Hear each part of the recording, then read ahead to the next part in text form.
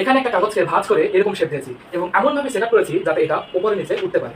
এখন এই দিক থেকে যদি বাতাস দেওয়া হয় তাহলে এটা কিরকম বিহেভ করবে সেটা আমরা আজকে দেখবো। এটা মূলত দেখতে একটা প্লেনের পাখার মতো। একটা প্লেনের পাখার এরকম আকৃতি প্লেনটাকে উঠতে কিভাবে সাহায্য করে, এই এক্সপেরিমেন্টটা মূলত সেই জিনিসটাই ডিসক্রাইব করবে।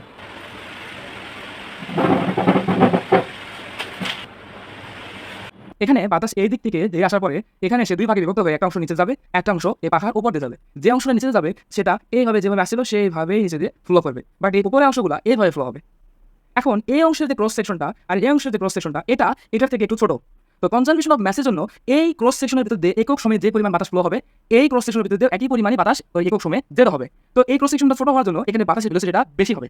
কনজারভেশন অফ এনার্জি থেকে বার্নৌলির একটা প্রিন্সিপাল আছে, সেটা হলো যেখানে বাতাসের ভেলোসিটি বেশি হবে সেখানে প্রেশার কম হবে। তাহলে এই অংশের তুলনায় এই অংশে বাতাসের ভেলোসিটি বেশি, তাহলে এই অংশের তুলনায় এই অংশে বাতাসের চাপ কম হওয়ার জন্য এখানে হাই প্রেশার, এখানে লো প্রেশার, তাহলে উপরের দিকে একটা ফোর্স ক্রিয়েট করে এই পাহাড় উপরের দিকে একটা লিফট পাবে।